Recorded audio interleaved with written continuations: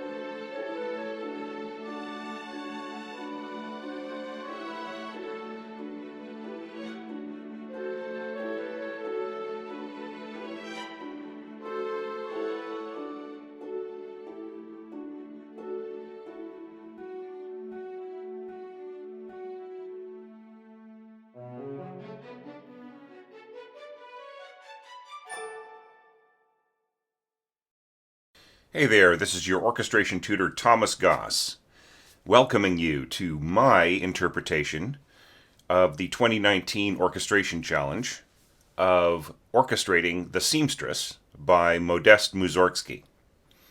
As you may have seen in previous orchestration challenges, I tend to make this a kind of orchestration lesson, so you can learn from what I did from the viewpoint of a professional orchestrator, thinking about this going straight to the stands and being completely ready to be performed and what were my artistic decisions and so on.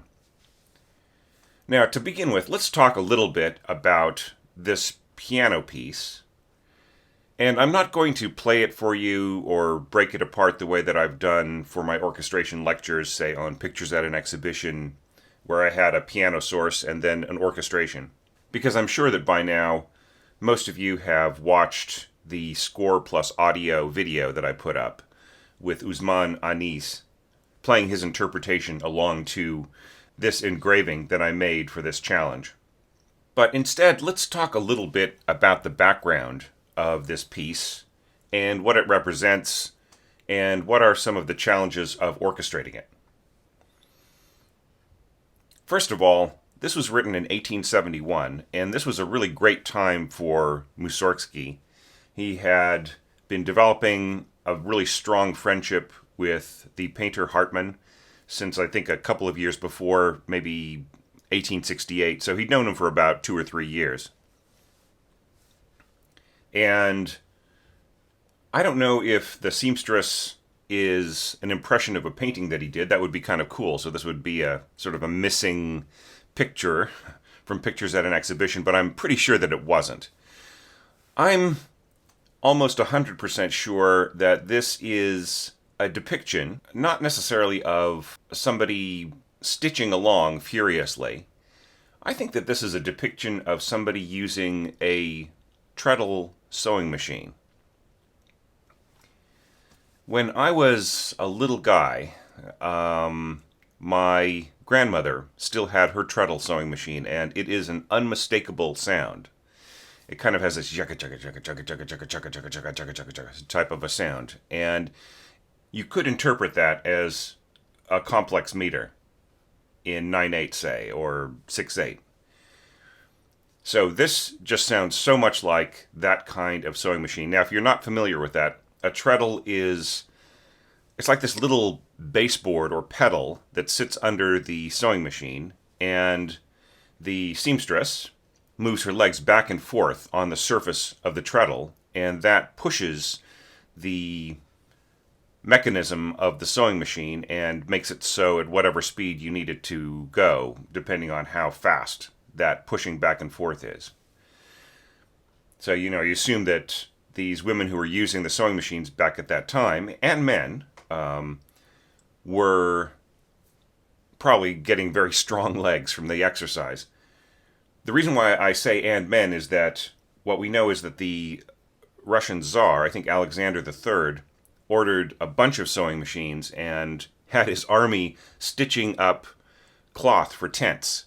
So that is an actual record. So we do know that the sewing machine was in Russia. Now, was it there early enough for Mussorgsky to have heard it in 1871? Because it was only invented in 1851. Well, maybe that's the subjectivity that could possibly make this from 100% sure to maybe 50%. But that's really what it reminds me of, is the motion and the sort of furious stitching that you probably couldn't get. You couldn't really get that speed or that sense of mechanism from somebody stitching by hand. So that's my impression of what this is. That's my little musicological detective work.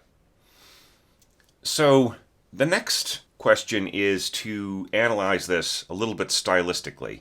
Now, this reminds me hugely of Schubert. Say, like Gretchen am Spinnrade. And somebody might say, well, this isn't the sound of a sewing machine, it's the sound of a spinning wheel. But that's something a little different, right? Maybe a seamstress might make cloth. She might spin wool, but that's a little bit of a different thing. Do you know what I mean? And I think that Mussorgsky would be trying to avoid evoking something so obvious as Gretchen am Spinnrade, which by then would have been so well known in the Romantic world. Probably would be something you'd want to avoid imitating. Sort of like somebody's greatest hit today. If somebody were to say, hey, that sounds exactly like Louie Louie. So, you'd want to avoid that. Looking forward, it really reminds me of early Debussy. Do you know what I mean? There's this beautiful sense of flow as well. What's interesting is that Usman played this in a more period romantic style, so not as lush with the pedal. And I think that that was wise. Better for him to strip it down a little bit so that you have a realistic interpretation. And I've interpreted the tempo to be a bit faster than he played it, at around 92 per dotted quarter note. And that's cool too. I feel that that's just a more orchestral tempo. So the templates that went out on Patreon had this tempo assigned to it, so we will probably see a lot of faster interpretations, at least from the Patreon supporters. Just an observation about the timeline for me right now as I sit here in my studio here in Wellington. It is actually the 16th or 17th of July, depending on how YouTube is going to interpret the time and the upload. But I'm going to be uploading this. I have not seen a single entry to the Orchestration Challenge for 2019. I've completely avoided that. I think 1 or 2 people have given me scores so far. And I didn't even open up my email this morning. So my interpretation is not influenced by anybody's ideas, and in fact, I orchestrated this about a month ago. So just to make that clear, and that's something that I want to do just because I don't know if anybody is going to try to call me on it. Do you know what I mean? I don't think anybody would, but you never know if somebody might say, hey, I orchestrated something and it was exactly like yours, so you stole from me. So I really want to avoid that. I think it's great that people get influenced by each other, but that's another reason why I delay releasing the evaluations until after the deadline, right? So that maybe people might share theirs on social media and there might be a little bit of flow back and forth, but people really have a chance to formulate their own ideas. And that's another reason why I'm not releasing this particular orchestration study until right after the deadline. So this really is the kind of work that I think would have influenced Debussy. I'm not sure that he knew it, but it's really of a piece with that sort of style and that fluidity. And some of those features are, for instance, the melody note starting on the sixth rather than, say, the fifth or the third or the root of the key.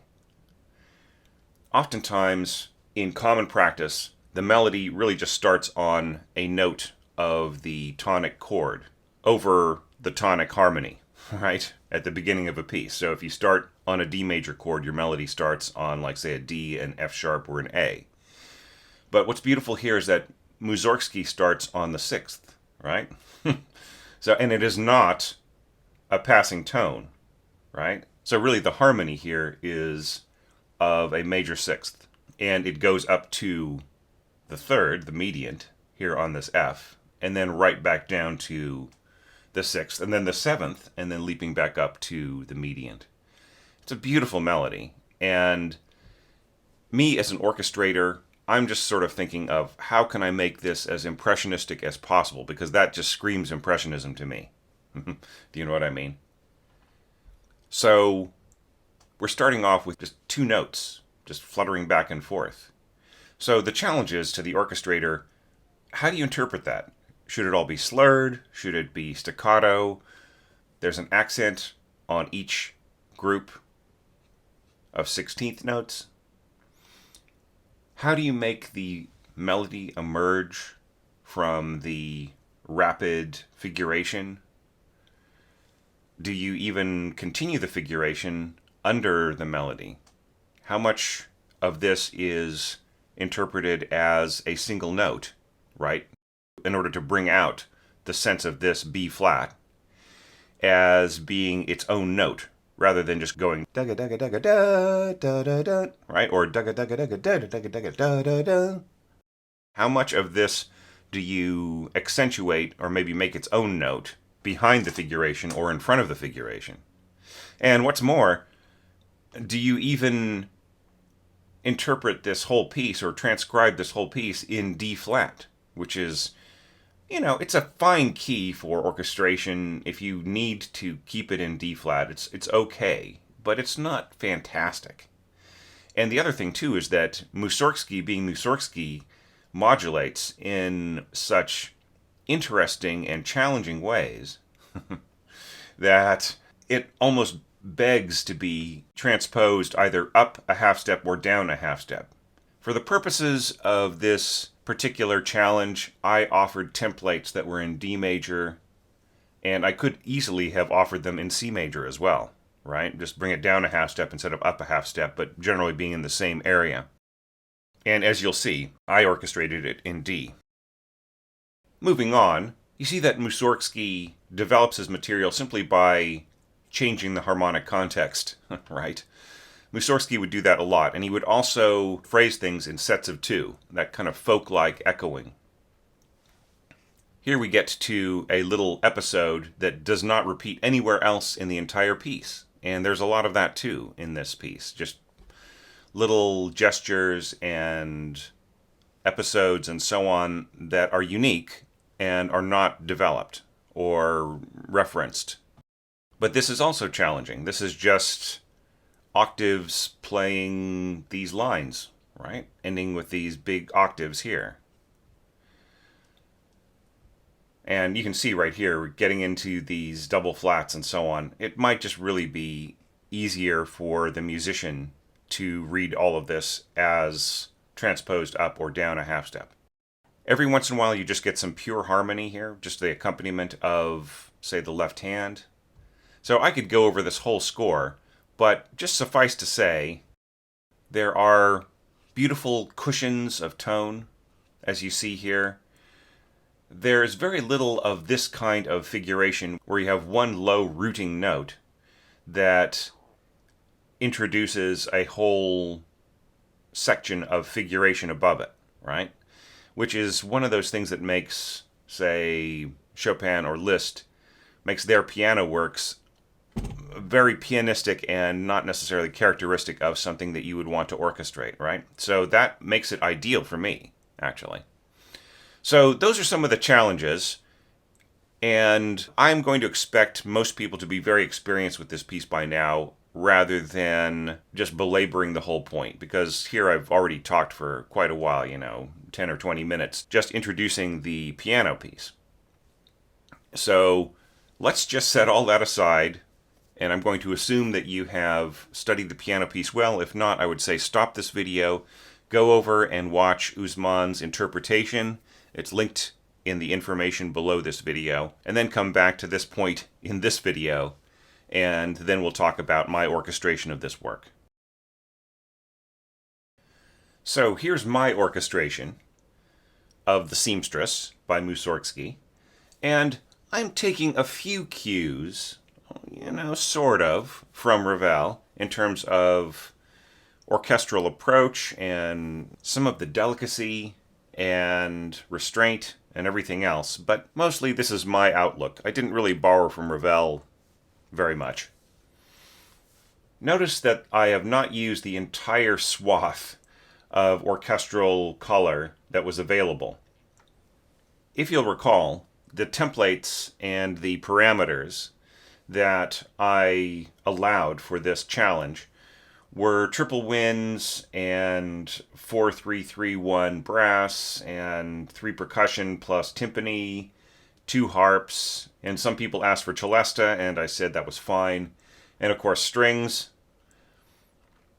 And I've left the piano staves on my particular interpretation on this screen so that you can just keep track of what I was doing and I can refer to it as I'm teaching this lesson. But I recommended to other people to just get rid of it. Just erase it because we don't really need it. If we're looking at score after score of the same 13 bars in most cases, then it's really not necessary. But I left out a lot of things, right? I did not use the full brass. In fact, I only have one trumpet here and a tuba. And the tuba is often used as a bass for the horns. 4 horns in F, I should have written here, rather than just horn in F. And 2 A clarinets, 2 bassoons, 1 oboe, right? And 1 English horn, and 2 flutes. So this could easily be played by a semi-pro orchestra, say a really good regional or community orchestra. And the piece does not really ask for massive brass, and in fact, if you were to put all the brass in, there would be very few places where you could do it and maintain that same sort of impressionistic wash of color. You just would have the massive sound interfering at all times. Harp is pretty important, but you'll see that I don't use it melodically or for figuration very often, if at all. It really is up to the winds and strings, this particular interpretation, in fact, really mostly strings, to interpret that very bustling sound. So let's just start right there, okay? So it is really harp and strings that are setting things up from the very beginning in these first 7 bars, all right? If we look at it, we've got second violin starting off sempre staccato, then joined by the violas. Now notice I'm not doing the same figure that Mussorgsky recommends. I'm actually just going back and forth between 2 pitches here. and adding a couple, right? So these two F sharps here are not actually in the original figuration for the left hand. But I put them in there just to sort of keep up the kind of hypnotic, mechanistic kind of feeling. And then grabbing those low notes, just the cellos playing staccato, right? Now, emphasizing each group of 16th notes and emphasizing the harmony is the harp. Just one, not two, needed.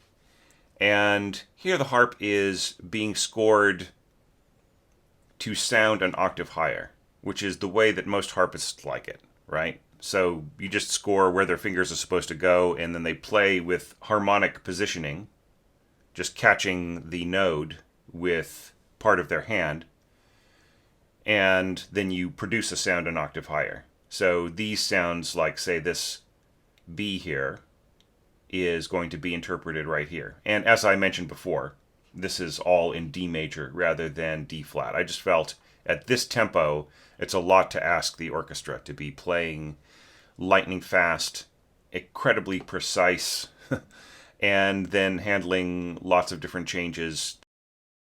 It takes it out of the hands of some orchestras who might play it perfectly fine, but they just don't have as much time to prepare as, say, like a real pro orchestra where people are actually paid to go home and spend several hours a day on their piece rather than working on their real estate license, which is what sometimes happens with, say, a regional or semi-pro orchestra, where there's basically two jobs involved, right?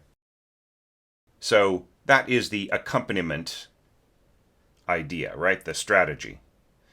Now, if we look at how I interpret the melody is just a melody.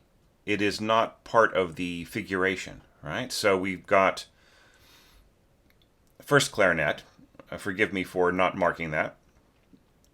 So first clarinet, just basically playing that same thing. You know, if we are in the key of D and this is going to be interpreted as sounding down a third, that's a B, right? So that's once again our sixth, right? The melody starts on a sixth and goes up a fifth to sounding F sharp and coming back down, where it's picked up here, dovetailing. Now, dovetailing between strings and winds is not as seamless, right? There's just no way to make it seamless because the timbres of the instruments are so different.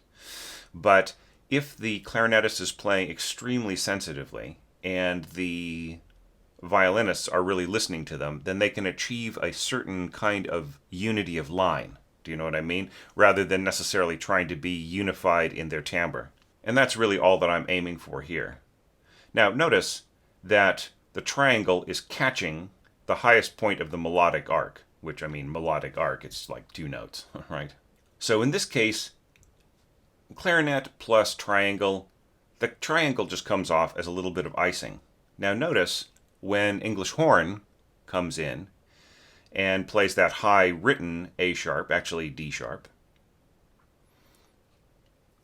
it blends in together with the glockenspiel, right? And it does that using these note performer sounds, and it would actually do that in concert as well. There's a certain relationship, as I've mentioned before, very, very high emphasized parts of the harmonic spectrum that sort of blend together. You know, that very high harmonic adds together with the sound of the glockenspiel, or actually plays on the fundamental of the glockenspiel, and you get that sort of warm, almost too sweet sound. You know what I mean? Sort of almost like kind of biting into something that you thought was going to be moderately sweet, and then it's just incredibly sweet, sort of like a caramel slice.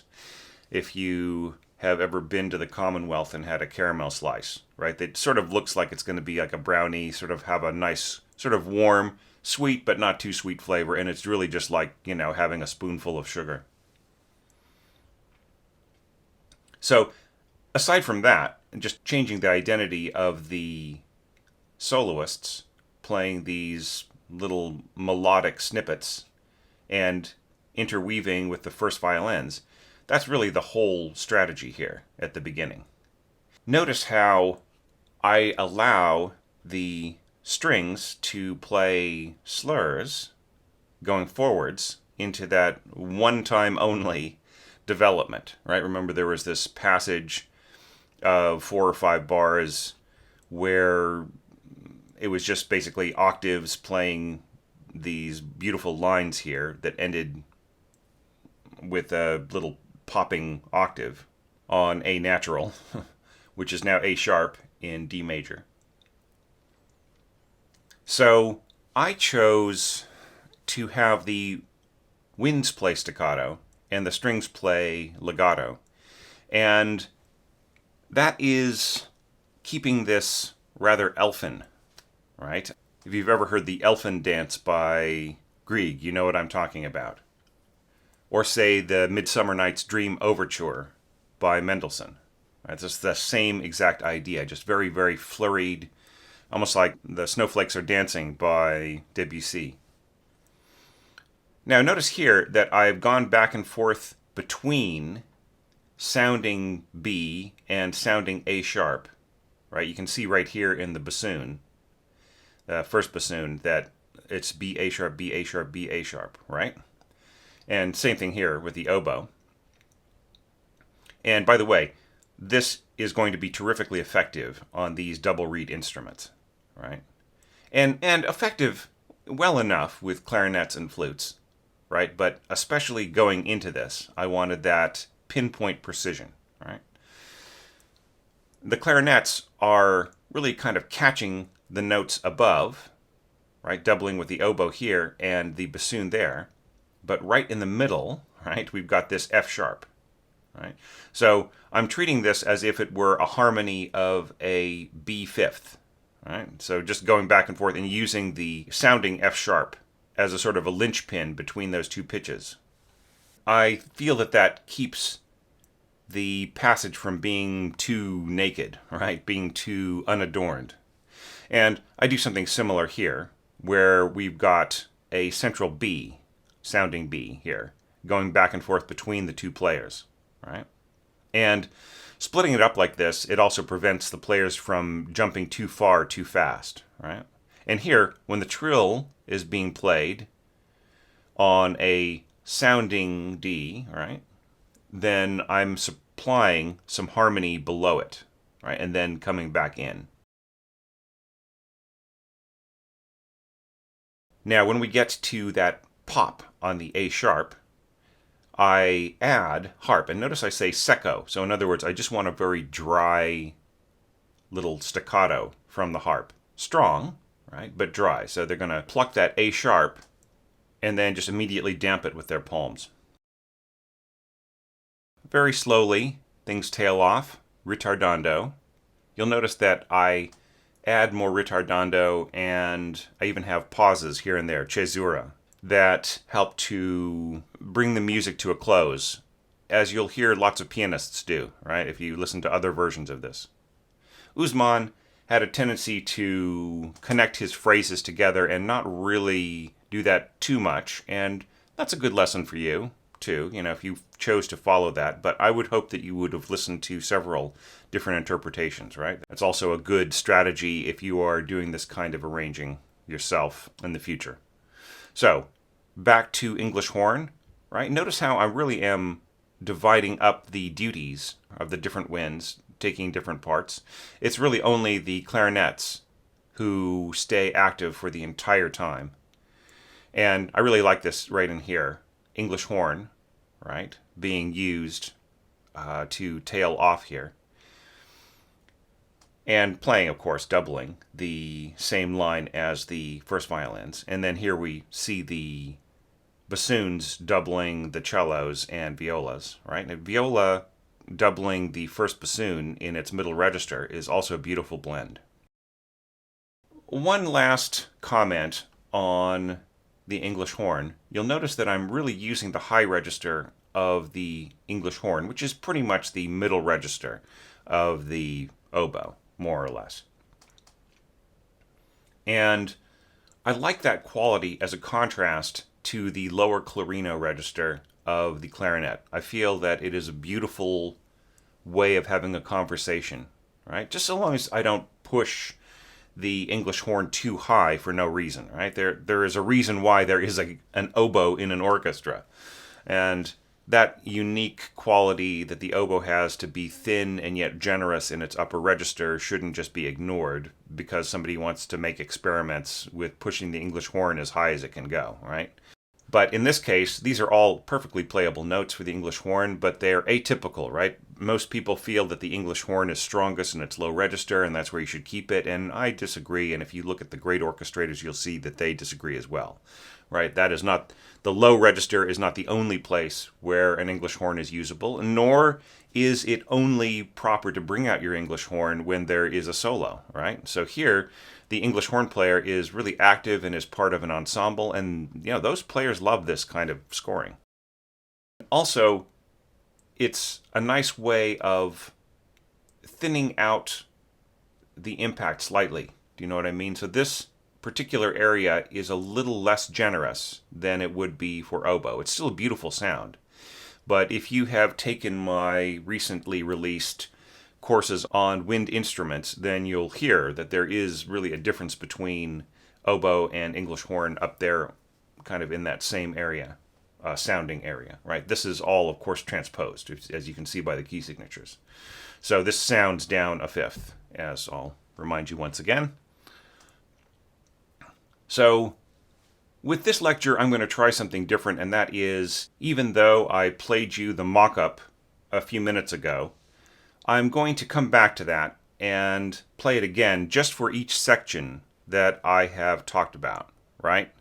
So let's hear the mock-up again just for those first 13 bars, which I think people might be the most curious about because that was the limitation for website subscribers and for the minimum supporters on Patreon, right? It was just those first bars, that first screen in my case. So let's have a listen to that. Think about all those things, about the contrast between legato and staccato and whether it works. Think of the surges and how well they work, the popping here of the harp just on that staccato, and also the bustling and scurrying here, very, very delicate texture that I've set up in the strings, and how the winds coming out of the texture work, right? And how well they dovetail with the violins.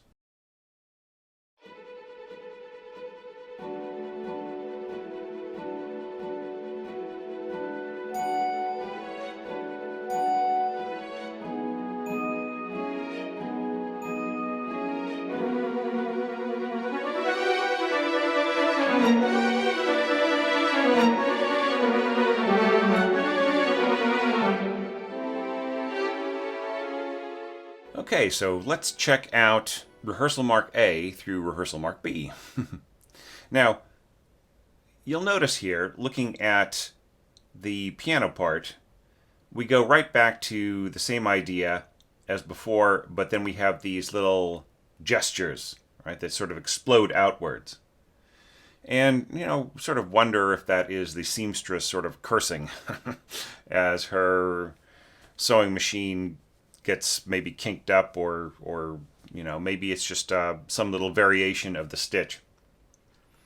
And here we see a second theme sort of emerging from the texture, right? And a difference in the left-hand pattern. Similar to before, but there's no middle voice, right? You can almost see these little figurations here, and the right hand is a middle voice, because pianists will tend to pedal this and to emphasize the first note here so that it sounds like a melody note, right? And then, of course, there is a melody note here on this F sharp. So all of those are brought out, right? Okay, so continuing on, this second theme starts to climb higher and higher, and then we see another theme that's very mysterious. And I love the way that Mussorgsky beams this, right? He's got, of course, his compound time very plainly scored out here with 3/16 16th note beams, but his melody is beamed just as a single eighth note and then pairs of eighths to follow the emphasis of the accent. And I think that's really cool, actually. We will talk a little bit about where the piano goes on the next screen, but let's just stay on this screen. So how would I interpret that? Well, I want some variation here, right? I don't want to just do what I did before. That's boring. So even though this is essentially the same thing again in the left hand, I devise a new way of interpreting that. The same way for the harp, really. But the double bass is taking over in pizzicato what the cello did before in staccato. Then the viola and the cello are trading off on a note-for-note transcription of the left hand rather than doing the little patterns within patterns as I did the first time. Then the second violin is just bubbling along as it did before. So that just leaves the melody. How do I interpret that? Well, we have the flute come in and take over. And flute works really, really well with triangle. It doesn't really blend together the same way that English horn blends together with glockenspiel, right? But that's okay. It's neat, these little glockenspiel notes coming out of the texture and following the second violins as I score them up an octave, right? So this is kind of cool.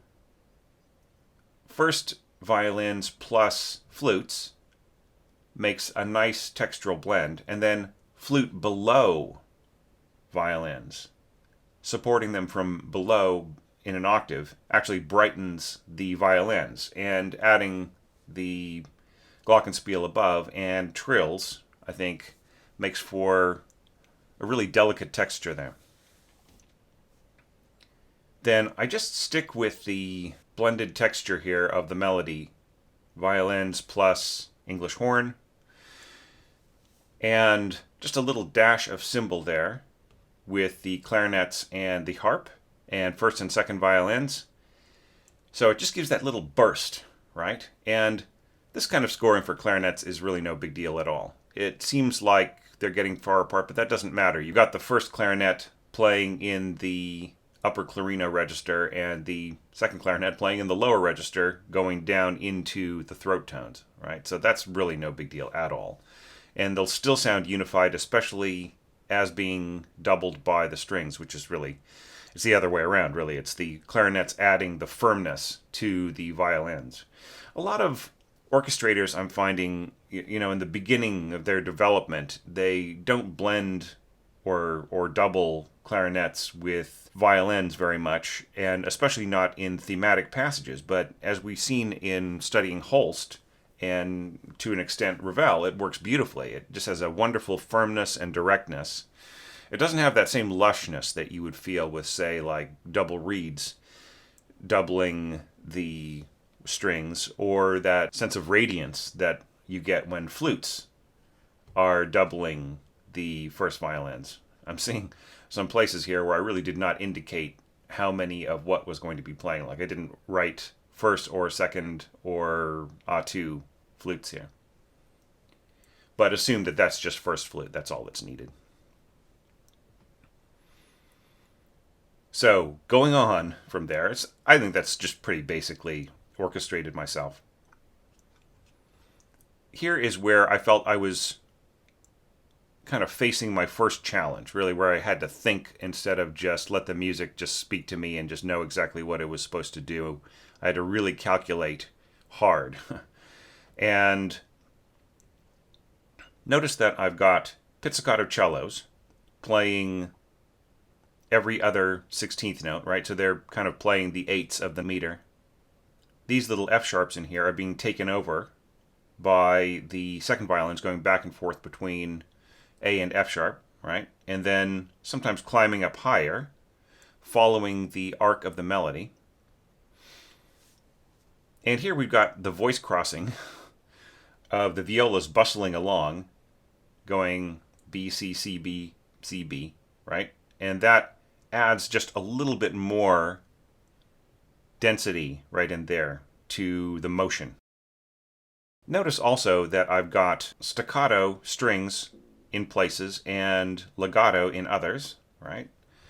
And the same thing is happening with the winds in different functions, right? So here, the English horn is just basically timekeeping, hitting the strong beats of the 12/8, and the first bassoon is doubling the lower notes of the cello pizzicato. It's all pretty delicate, actually, the way that this is scored. There's no A2 anywhere in the winds.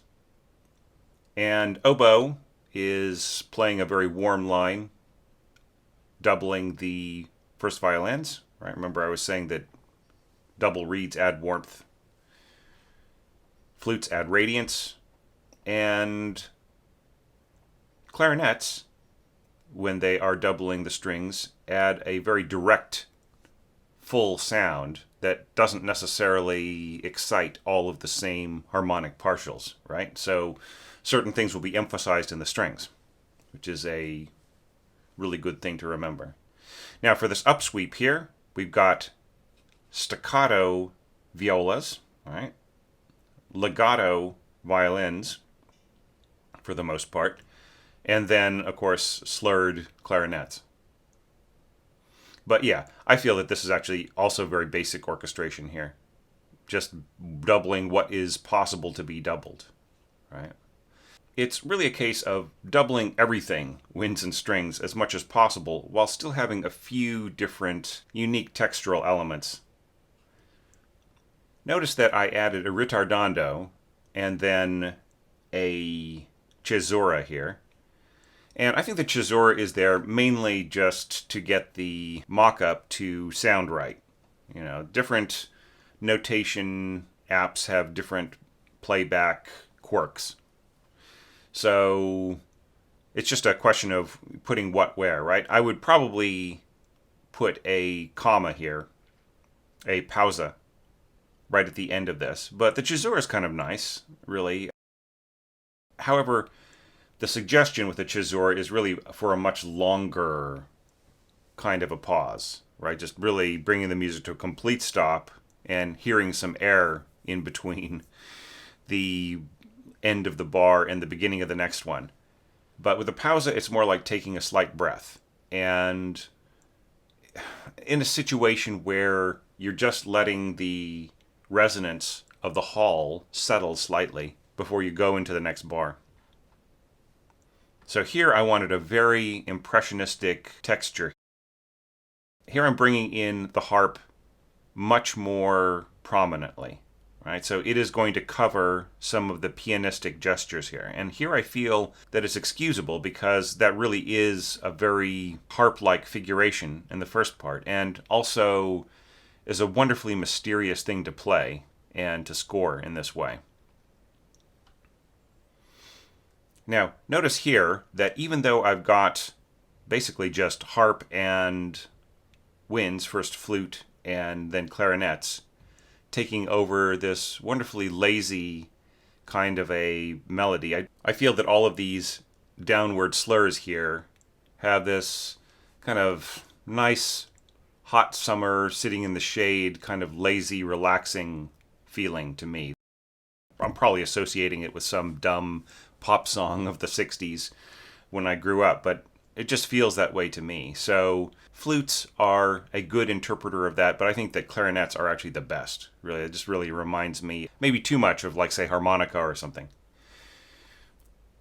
But what I feel is the best part of this orchestration, as far as what I was able to contribute, really is the stuff that isn't a transcription. So very soft horns playing a harmonic pad, and then an octave higher, tremolo strings, playing pretty much the same pitches. Notice that I allow the second horn to come out of the texture slightly, right? So piano on that, just because I feel that that particular element of the harmony is one that should be underlined. And the cellos are basically playing an octave below the harp, just bringing out those on the beat notes, right? So here I've got, in treble clef, I've got A, and then G, and then C. So I've got that same thing happening here an octave lower, A, G, C, and then catching on the way down G and C again. Now that is not actually in this last little bit of arpeggio, but it brings the ear back down to this A, right? So I put that in, and it agrees with the harmony. Let's take a look at a few more bars, and then we will listen to all of those things in the mock-up one more time, so you get a bit of a fix on what I'm orchestrating here. Here we're going with the bum, bum, bum, bum idea, right? Which is kind of just a development of what happened before, but less back and forth. And it's just more doubling, but did you notice that the tremolo from before fits into this chordal melody, right? So I have different elements of the accompaniment working their way into essential parts of the original score. So looking ahead and saying, what will I need to do in this particular bar, and then finding a way to introduce that texture beforehand in an element of rhythm or harmony or something like that, or just texture, that will add something to what's happening beforehand. And that is true here as well, right? So remember we had tremolo strings and horn playing an octave apart in terms of adding harmonic texture. So we have that continuing on here, right? Plus adding C trumpet as the notes get a little bit too high for the horns to handle on their own, right? So we have really kind of a transcription an octave lower of what's going on in the strings with a little bit of adjustment, right? I don't want the horns to be leaping up to crazy heights. I want them just to sort of stay where they're comfortable, and then just to allow the C trumpet to pop that G octave, right? And the flutes are doubling the strings, and that makes for a really cool texture as well. Tremolo strings plus flute. Then we've got the English horn and bassoons playing octaves, right? Interpreting what's going on in the left hand. Notice I'm adding an octave below, right? So it's the same thing that's happening in the violas. Then there's this lovely passage here where alternating notes slowly descend to a slightly uncertain place. You kind of feel like the music is coming to a very positive resolution, and then that last bar, Mussorgsky leaves you with some uncertainty. And once again, I've done a ritardando into a cesura with a bit of a fermata at the end. And that is something that pianists do when they interpret this, right? So I'm just kind of following their lead. Who's to say whether or not Mussorgsky would have done that as well when he was playing this piece? But yeah, this is, I feel, very basic orchestration.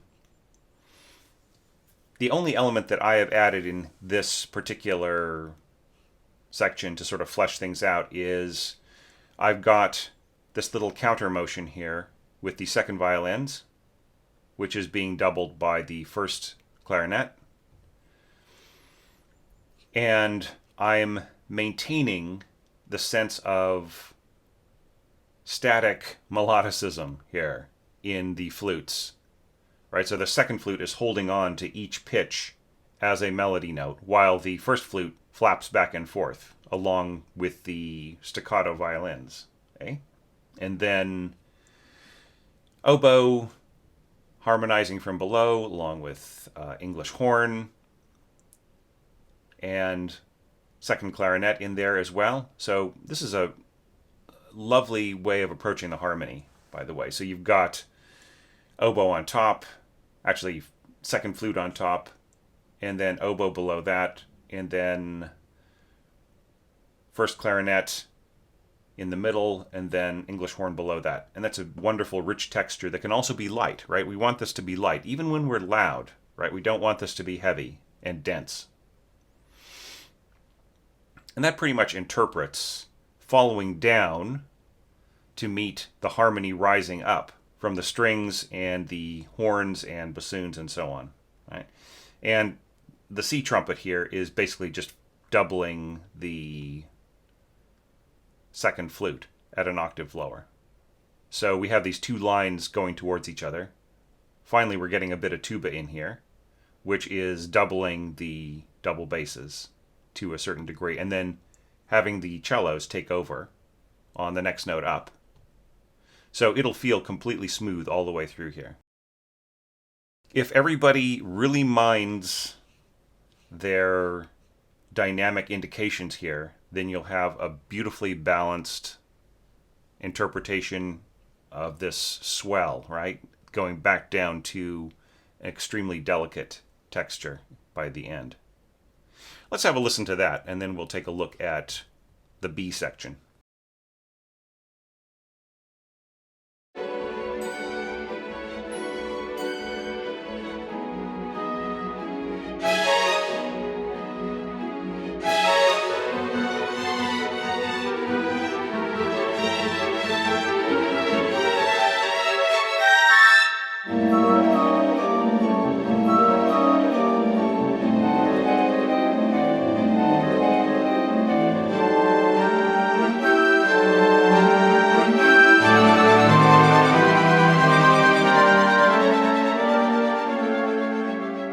So now from rehearsal figure B.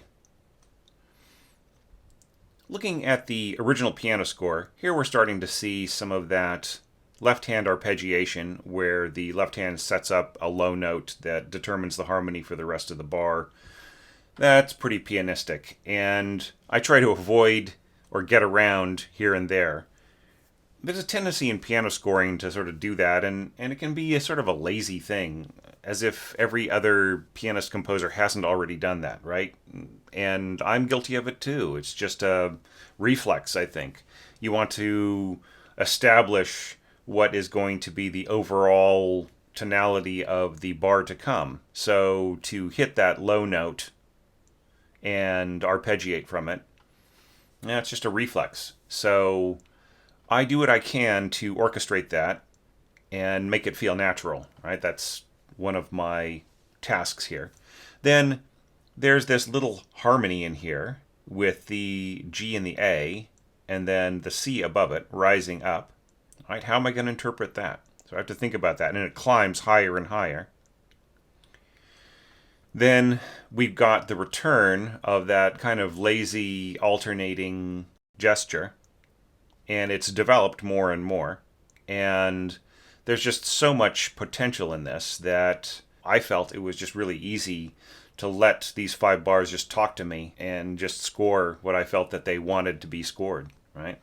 I know it's very subjective, but after a while you really do feel that, like it's the same thing with being a writer and just, looking at a tree or looking at a situation and just getting the metaphor, getting the overall energy and letting it determine what you write. Or like letting characters talk to you, right? After you're writing a bit of fiction and you've invented a few different characters, they just start to tell you what to do or what to have them do or say.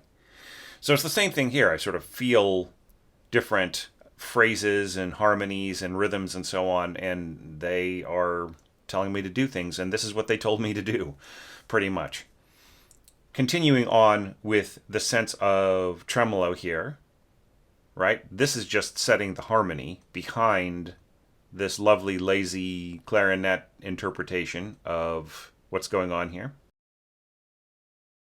That develops on, right, into pizzicato, emphasizing certain melody notes that are being played by the flutes and shared by the oboes, while the second violins pretty much double what's going on in the oboes, right? And underneath all of that, we'll get to the 5th bar in a minute. Underneath all of that, we have got the double bass hitting the downbeat every time. The cello is ripping up, right? And notice how I have scored this to be an A harmonic, right? So the cellist can just grab it right here with this open A and touch the octave node. So it's very, very simple. So node, node. You see some of the internal workings here with the violas playing an octave lower on that same pizzicato line. in conjunction or doubling the trumpet, right? And then we've got this note here being doubled by the horns, just a little staccato note there of this open A. But beforehand, we had this harmony that sort of crawls up being played stopped, right? So it's nice to sort of have that kind of snarly sound, right? And then just these little pops here catching the top note of the cellos. Meanwhile, the first 5 notes and then 4 notes of each of these left-hand phrases is being doubled by the A2 bassoons, right? And this will be a really nice rip for them. Pretty easy. So if we've got these snarly horns doubling this crawling harmonization here, so what is going on to harmonize that in the next 2 bars? Well, that is handled by a combination of English horn sounding down a fifth, just like the horns here, right? And the clarinets sounding down a third, right? So it's the same thing as this right here, these C seconds, right? C and D stuck together. That is what this is going to sound like down a minor third. And then you've got this right here, this C sharp, written C sharp, sounding F sharp, which we see here in the left hand of the piano version. Right, so that crawls up, and I feel that that is a good answer, like call and response, if we were to put it that way, of these different elements. All right, so we've covered everything in this except for the fact that we have got harp playing an octave higher to these pizzicato descending octaves, right? So this will be the same note as the first violins, and then there will be an additional octave above that, played by the right hand of the harp. So it will keep that element very, very precise and pointy, right? If it weren't enough just to be adding soft trumpet right in there. Okay, so now we're getting to really push everything higher and higher, and isn't it interesting how Mussorgsky does double phrases, and then a single phrase, and then just comes right in from left field with this sudden joyous response to ever-growing tension, right? I think that's such a cool element.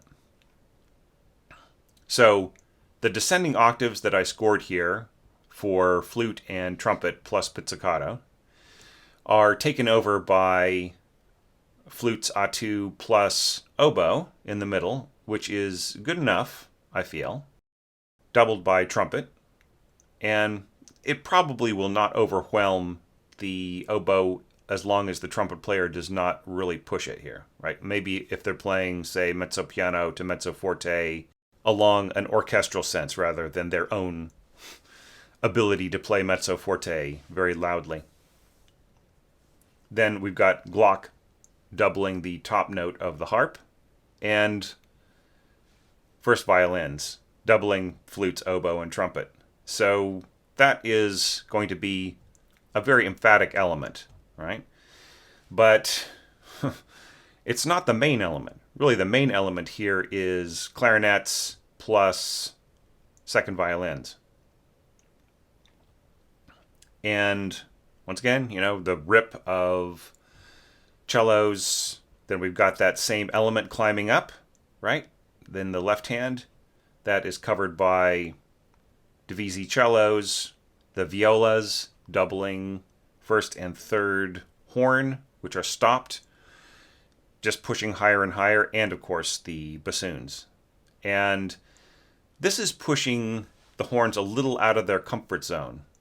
You'll see here that there are red notes here in Sibelius, and that is to indicate that you're going past a non-professional range. Okay, that's fine. Well, usually I wouldn't score stopped notes above F sharp, but I feel that the players can just get away with it here, especially if they're heading towards this A natural open note. So, or in this case, E open note. So I think it's excusable for just a second, so long as I'm not focusing on that, there are other instruments doubling, and the dynamics aren't too loud, right? I'm going into mezzo forte. Now you might be noticing here and there that I've got mezzo piano dynamics crescendoing into mezzo forte here and there. But if you really pay attention to what's going on overall, right? I always tell people don't mezzo piano into mezzo forte or back, right? Just try to have more definition because it doesn't mean a lot. It does mean something when those are background elements, right? So, if you're calling me on this, then you're forgetting my mantra that mezzo elements are generally more accompanying elements than they are foreground elements, right? So, in this case, I'm keeping these little notes of the horn down here in mezzo piano, right? Because we've got other sort of more mezzo forte elements and piano crescendo elements in front of it, right? So it's not really going to make that much of a difference. So the crescendo into mezzo forte is happening at a time that other things are crescendoing from mezzo forte to forte, right?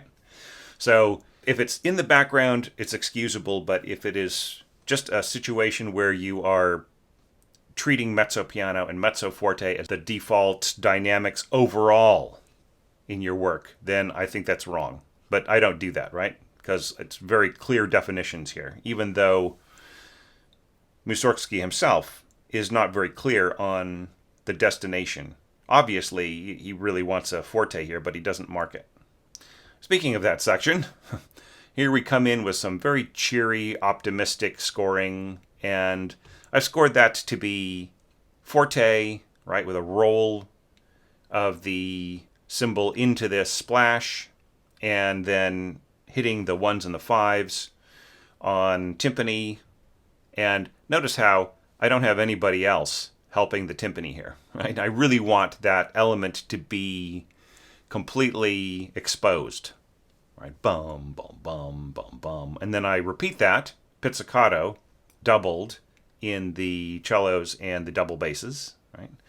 With a little answer, ba, ba, bum, right? Coming right after it. Tuba and bassoons. But notice, very controlled in the brass, right? I'm bringing them down to piano under the mezzo forte of the strings and winds. So, bustling between the flute and the oboes. Notice I'm still adding a lower voice beneath just to make things more complex and exciting. Same thing here, clarinets, and those elements are doubled note for note by slurred violins on both voices. And then these little rhythmic and harmonic elements from below are being interpreted by arco strings, different voicings, along with English horn, clarinet, and bassoons, and the horns and trumpet. Same thing here, just going straight to horns and a little bit of viola there. So see, I can get away with a lot of this if I just really balance my elements. Then we've got an alternate bar here that just helps to develop the energy, and then we have kind of the same thing happening again. And here I felt that I had scored the previous two bars as perfectly as I possibly could, so I didn't mess with it at all. I neglected to mention Glock and harp on the previous page, but they also play a role as well, and I feel that they come out of nowhere enough to where they just insinuate themselves into the texture without the listener really noticing, and then they sort of sneak out of the texture without the listener really noticing, right? But that would be the only new thing I would have to say about that. And, I like this timekeeping here with the tuba and the timpani that I had to add to this, right? To just really make it have a pulse rather than just flurry back and forth. Interesting, though, how those two big surges are not the ultimate surge of this passage, right? Because we've got a really, really big one.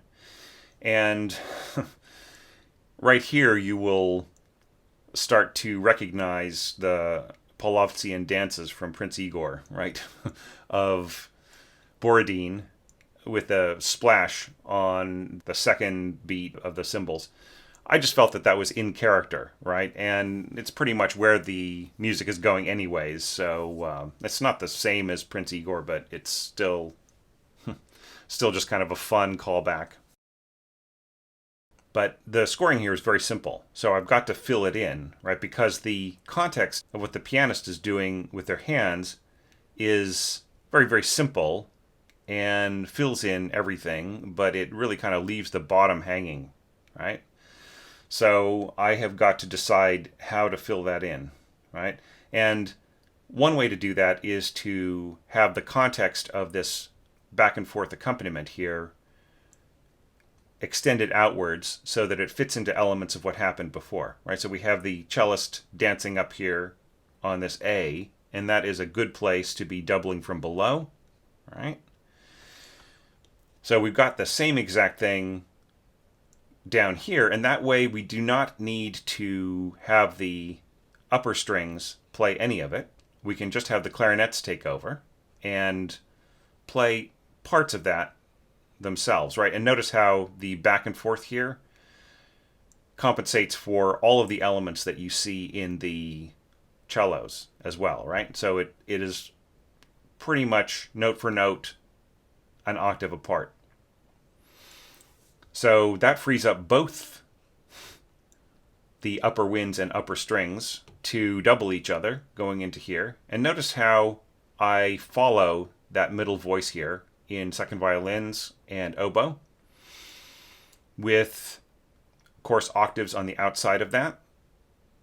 I'm adding this voice below, right? So English horn and violas working together, which is also a really great blend.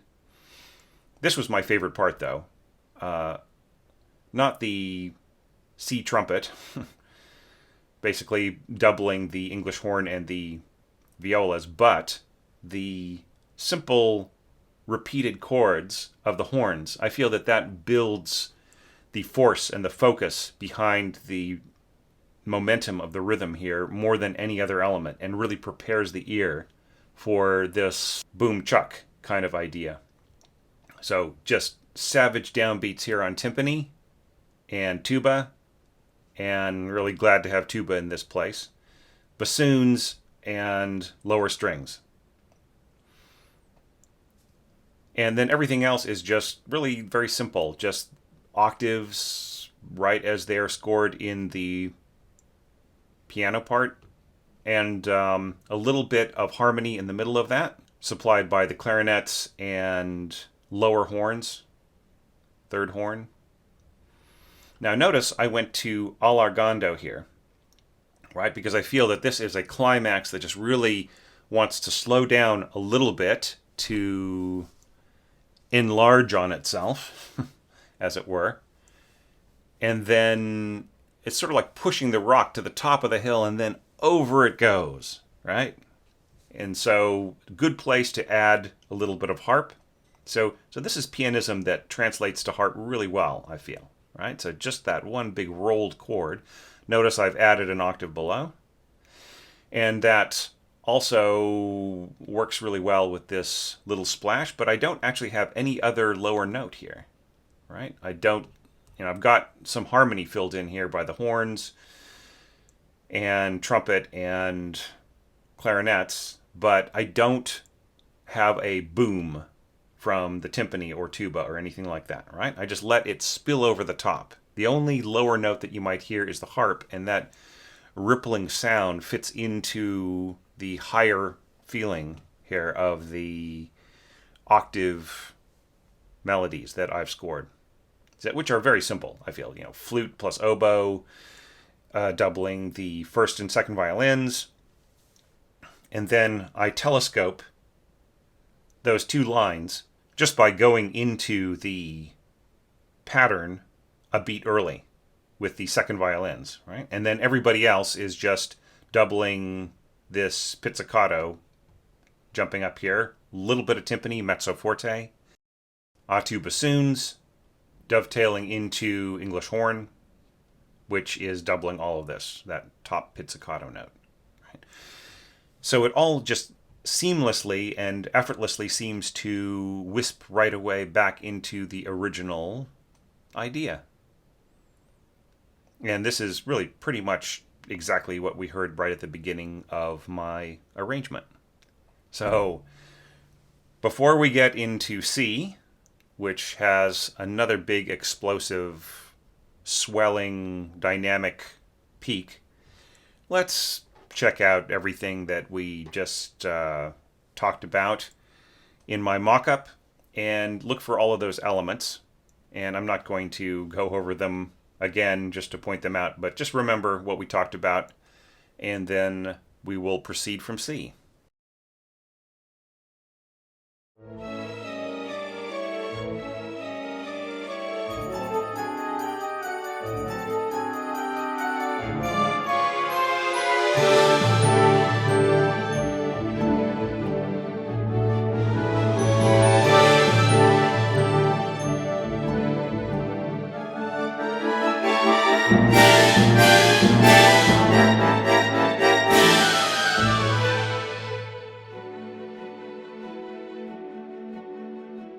Now, rehearsal mark C.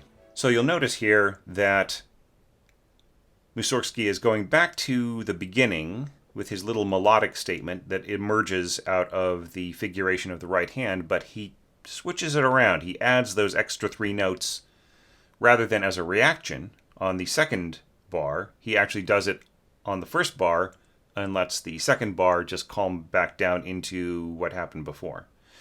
So what I've done with that is just to adjust in pretty much the same context as the beginning of the piece. So first clarinet making the statement, and then second clarinet coming in to double the strings as they expand, right? There's no need for the second clarinet to double from here, right? It's better just to allow the unique voice of the first violins to emerge and then to double from here, right? And then jump back down to piano and make that statement again, and then allow the second violins dovetail back and forth with the next melodic statement, the English horn, same exact thing.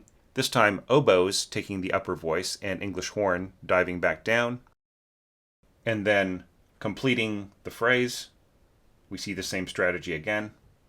Glockenspiel catching that high note, that same kind of super sweet timbral context. Now here in the piano part, Mussorgsky starts to revisit some of those same elements, the kind of lazy little development, and then the kind of Borodin waltz, right? Same thing here. And then we have something of a peak, right? Something of a big push, which peters out really, really quickly, doesn't it? So I don't want to force this orchestration to be massive if it isn't really indicated, right? So I'll allow the elements that build up to find their own largeness, right? Without injecting it. Do you see what I'm saying? I'm just allowing the music to find its own density, its own firmness there, rather than pushing it too much. Because it doesn't really need to, right? One of my favorite bits to arrange here was interpreting this rippling left hand as harp plus clarinet. Notice the clarinet's trading off here. And then the same thing an octave lower, harp doubling, trading off bassoons. Notice how I have the first clarinet come in an octave higher than the indicated out of range note, right? A clarinet cannot play a written D flat, which is a sounding A sharp on the harp here. Okay. So trying to keep it very simple here, adding this little back and forth element so that I don't lose the momentum and the context of what happened before, but not overdoing it, like not overemphasizing that added element. And then the rest is just very simple second violins and first violins working together in a very basic transcription of this phrase, doubled by flutes. So what's nice about this is that we have a lot of energy in this bar, but it is backing off in terms of textural density. Then we go back to the Borodin waltz here, right? Some cymbal tishing, some timpani and tuba hitting the downbeat along with the double bass, and the middle strings plus the horns catching the harmony, and then oboe an octave higher than the trumpet, and both of them doubled by the strings. So I feel that that's a really basic way of approaching this. Simple and no need to overdo it. And then everything is sort of dropped an octave by Mussorgsky, so I do the same thing. I drop this added element here down to low A flat and F. And then we've got that same exact melodic statement down an octave, this time interpreted by English horn and oboe, right? And then answered by string octaves, right? Keeping it really, really simple, and then just allowing the horns to provide the harmony at forte sforzando. That's all that needs to be in there, right? Notice it gets a little low there, like this low F sharp, written F sharp sounding B, but nothing that a pro couldn't play. Then that rock bottom tuba and timpani playing together with low double bass, just really hammering out those notes. And if there's any flaw here, I feel just that the cymbal goes on for too long, right? But I mean, there's no other way for me to take this approach in the first bar and then continue with it without just allowing it to do what it's doing, right? So I just compromised, and I think most people will not even notice it, but just for me, that's a place where if I were to write a book of my mistakes or compromises that I didn't particularly like, that would be one of them. I'd just say, I just felt like I was trapped by that and I had to do that, but I didn't really agree with it. So you can see that a pro orchestrator can not agree with what they're doing, but do it and it'll work fine. And then years afterwards, they'll just say, that drives me crazy if I have to hear it too many times. So here, once again, you're seeing mezzo piano go to mezzo forte and so on. And then over that is mezzo forte going to forte and sforzando and fortissimo, right? So it compensates as a background approach. But this is all really fun. Having the upper strings play a complete unison as the octave comes in here. I just continue that on with octaves spread across the strings. And then, of course, English horn plus oboe in a rare A2 after the picking up from the clarinets. And then just really, simple orchestration here. Flutes A2 following the violins, and the middle harmonies here with violas and a little bit of horn. And just, even though we've got a fortissimo here, we've got the trill in the cellos, and we've got the roll in the timpani, and the horns continuing on with their thirds and so on. Even at all of that, I want to keep this from spilling over and getting too huge because I've got to go back to here, right? There's just no choice. That is what Mussorgsky wrote. So I just keep it lightly textured. So I get the same psychological impact, but I'm able to draw off into a very soft, tinging, mechanical sound here, right? And I even set that up a little bit following Mussorgsky, anticipating where I'm going. And then it makes a very nice poco ritardando into a tempo, which takes us to our last page of full score. And Mussorgsky is doing some very beautiful revisiting of different little motives and melodic elements.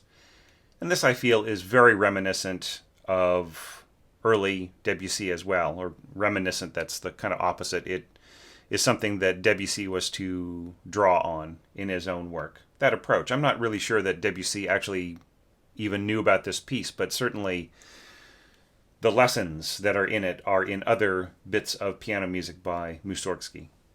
And let's not forget that Debussy spent some time being the house pianist for Tchaikovsky's patroness, Nadezhda von Meck. So he was in Russia for quite a while, and he would be able to pick up on different scores and different music that was floating around that time, of course, long after Mussorgsky had died. And perhaps also being aware that maybe the music of the Mighty Five was not all that popular around the von Meck household, but that wouldn't have stopped Debussy from exploring it on his own. Or perhaps even being introduced to it by Tchaikovsky himself as examples of what he felt was weak music, right? We know that Tchaikovsky was very, very set in his opinions about the direction of Russian music and how he felt that the Mighty Five were kind of fumbling, and he felt that Mussorgsky was a bit of an oaf and everything else. So, it might well be that Tchaikovsky might have actually given this score to Debussy, and as an example of what he felt was bad. Tchaikovsky certainly would sit down at the piano and play long passages of Brahms to his friends and say, "Look, that's horrible, isn't that? Don't you agree that is so horrible?" And probably the reaction would be, "Yeah, well, why did you memorize it so that you could just play it by ear?" So, yeah. But of course, he and Brahms had a really great friendship, despite the fact that they didn't quite care for each other's music that much. So, pretty much the same exact strategy as before in terms of accompaniment. And that's not me being lazy. That is me wanting the listener to come back to where they were, right? So if I completely orchestrated this differently at the end, then that would leave them with a sense that they had come to a different place, but were still recalling what happened before. But I would rather not do that. I would rather bring them right back to where they were. And besides, it's just a really cool approach in my mind. And I really love the way that it can resolve into this, with the cellos just slowing down there at the end and simplifying, and this little ting here, this harmonic note, catching that same F sharp. I feel that works together perfectly and sets everything up here for the end. And just very simple melodic elements here, some joining together with the violins or playing under them, right? And clarinets playing and trading off there with the little phrases that dash upwards. Notice pianissimo, but both sets of violins. So, you've got 30 players in an ideal situation, just zipping up here to that top B. So that can just be very exciting. And then starting more and more to double elements and drift away. Now here at the end, I chose to double everything just to have a firm, moderated, blended tone across the orchestra, and to involve everybody too, so that they all have kind of a job to do to bring this piece to an end. In very simple ways, like cellos plus bassoon. I forgot to indicate which one, but just assume everything is the first player when there's a first player. So first bassoon plus cello, and then clarinet plus second violins, violas plus English horn, back to clarinet, this time plus the first violins, seconds, doubling oboe, flutes, doubling the firsts, and then ending with this little staccato here in both the winds and the strings. And I would rather not force some of these string players to play pizzicato, so I give that job to the harp. The harp can add that feeling of pizzicato, that plucking feeling, without having the string players stop what they're doing in terms of arco, provided that everybody is nice and soft, right? And also a little glockenspiel note right at the end. So I almost feel like this is the perfect little image painting of Mussorgsky saying like, aha, the seamstress is pulling the dress out of the sewing machine and she's holding it up with her little moment of triumph, right? Just a very simple little pleasure rather than something being titanic, right? But she certainly had some titanic aggravations before this final page. So let's listen to the mock-up along with the score images, and I want to thank everybody for participating in the 2019 Orchestration Challenge.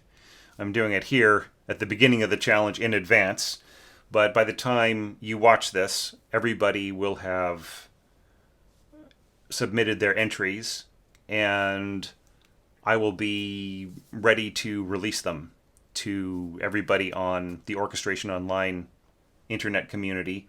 So thanks everybody for participating. Thank you for watching this video. If there's anything you learned in it, that's great. And it's just my particular approach, and that is my biggest reward, besides looking at everybody's scores, and that is doing it alongside you and just putting mine out there. And, there might be people who are submitting things that, will sound even better than this or be a much wiser approach, or I don't know. I can't tell, who's to say. But definitely we'll all have our different perspectives. And I'm sure you'll see scores that have very similar approaches because maybe there aren't too many different ways to do something. And then there will be people who turn in things that are really wild and show me, teach me how something could be scored a little bit differently. But to be honest, I'm really set in my ways. I kind of really know what I want to do as an orchestrator.